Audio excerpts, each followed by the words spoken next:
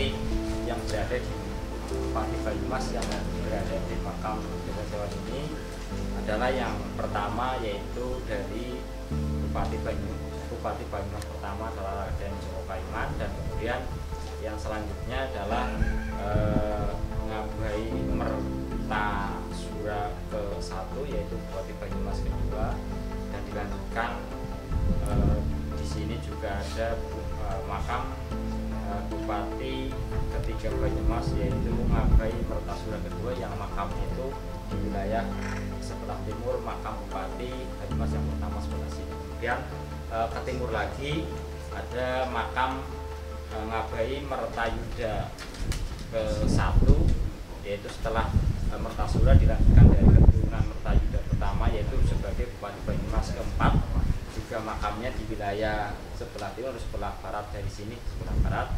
Kemudian dilanjutkan lagi oleh generasi penerusnya, yaitu Ngabai Mertayuda kedua sebagai Bupati Banyumas kelima. Kemudian di sebelah tengah dari wilayah makam Banyumas itu ada makam Raden Tumenggung Yudanegara sebagai Bupati Banyumas periode 1755 ataupun sampai dengan 1780-an. Kemudian di lokasi ini, di dalam sini adalah makam dari Raden Cakrawardhana I, yaitu yang bertindak ataupun sebagai Bupati Banyumas yang ke-13. Untuk Bupati Banyumas yang ke-13 ini sekitar 15 tahunan, yaitu antara tahun 1816 sampai dengan 1830-an. Sebelah baratnya yang bersebelahan dengan makam Bupati Banyumas ke-13 atau Bupati Cakrawardhana I ini adalah istri kedua dari beliau Bupati ke-13 sendiri, dan sebelah timurnya ini adalah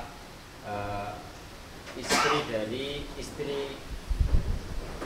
pertama dari beliau Raden Bupati yang ke-13 sendiri. Jadi punya dua orang istri, yang kedua di sebelah barat dan sebelahnya, yang pertama di sebelah timur, dan kemudian dilanjutkan yang ke sana adalah yaitu Raden Cokronegoro sebagai Bupati Purwokerto pertama, kemudian dilanjutkan dengan Cokronegoro II dan Cokronegoro III yang bersekali sebelah timur. Ya, menurut sejarah yang sampai sekarang masih ada dan kita dengar, meskipun masih ada penelusuran penggalian sejarah itu sendiri, jadi yaitu tadi dengan adanya bencana Blabur Banyumas, di sini itu dibangunlah sebuah bangunan semacam kerajaan, semacam kabupaten juga. Jadi ketika waktu itu terjadi bencana Blabur Banyumas, semua penggawa kabupaten itu mengungsi di wilayah sini, sehingga dibangunlah seperti ini, sehingga seperti model arsitektur kerajaan ataupun sebagai waktu itu pusat pemerintahan sementara, sebagai karena di wilayah Banyumas di bawah sana itu mengalami banjir, sehingga tergenang semua dan tidak bisa melaksanakan pemerintahan di sana, dan akhirnya diboyonglah ke sini dan didirikan sebagai pusat pemerintahan sementara. Namun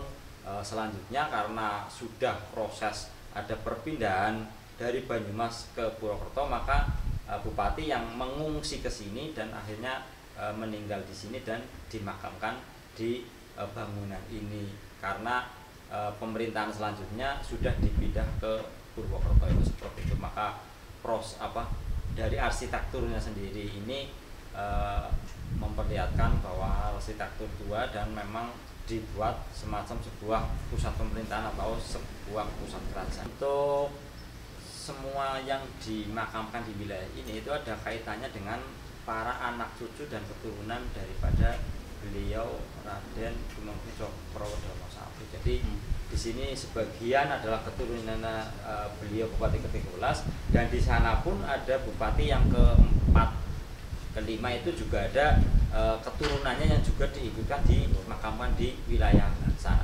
Dan yang tadi sudah sedikit sebelum ini mulai saya menyinggung bahwa untuk makam Dawan sendiri itu pada awalnya itu dibagi beberapa blok. Jadi satu blok itu satu keturunan, satu blok dan sampai dengan di makam yang paling ujung sana itu dibagi beberapa blok. Jadi lebih mudah untuk menginventarisir keadaan makam